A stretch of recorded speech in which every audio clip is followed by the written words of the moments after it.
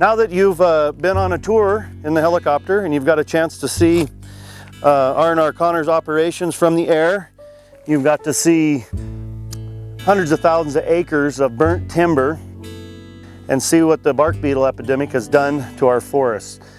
We do not believe in wasting our forests, watching it burn, watching it die of bugs and fall on the ground and become future fires and virtually just be wasted. We feel that we can bring it into the yard and we can actually recover value out of those logs instead of letting them go to waste.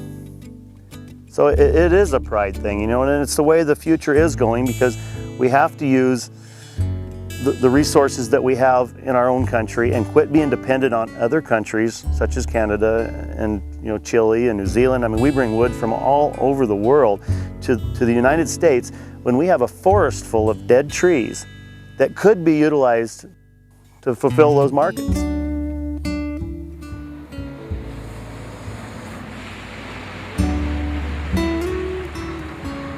I feel that Mother Nature has given us a gift that is about as ecologically sound as it can get. The wood that competes with this has to be shipped for hundreds of miles at a great expense. And not only that, this wood doesn't require massive amounts of energy using a dry kiln for weeks at a time. It's literally hauled a few miles to our yard and is already fully cured, dried, and stable. Mother Nature already took care of that in the arid mountains of Montana.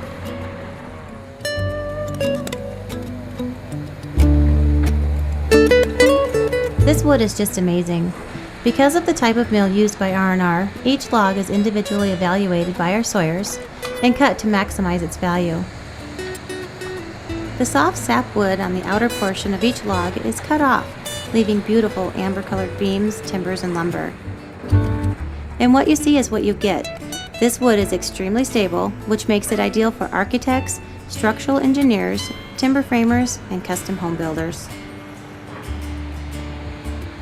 Our wood is ideal for being resawn into a variety of products such as flooring, siding, paneling, trim, and much more. Nothing is wasted. What's left over or doesn't meet our grading specifications will get cut into firewood and sold, from small bundles used in campgrounds to full cords and even truckloads to warm our homes and businesses. We take a lot of pride in what we do, and that pride and passion is felt by everyone at R&R Connor. From our sawyers and workers in the yard, to our drivers, to our teams out in the woods, and those in the sky.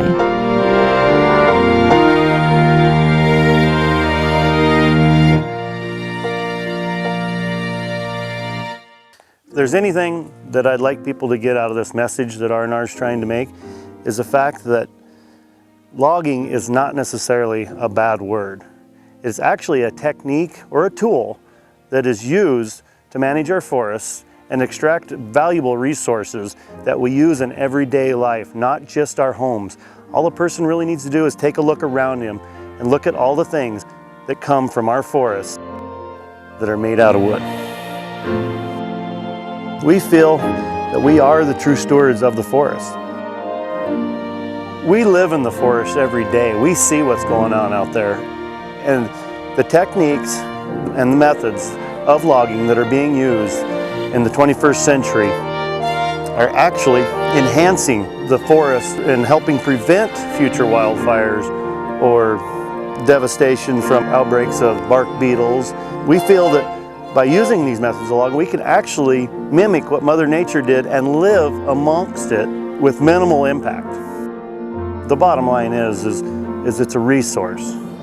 And if we let this resource rot and die in the forest or burn up in a forest fire, you know, it makes no sense, because we actually have a demand for these resources. If there was no demand, we wouldn't be doing it, and that we would have no need for them. The non-management approach is actually hurting the forest more than it's helping it. You know, we as humans, we live amongst these forests. And if we take the human element out of it and try to go back to the way it was before we came here, it's virtually impossible to live amongst it, and we all enjoy the beauty of the forest. So we hope to show people that we can coexist and utilize the forest that we need for our next generation.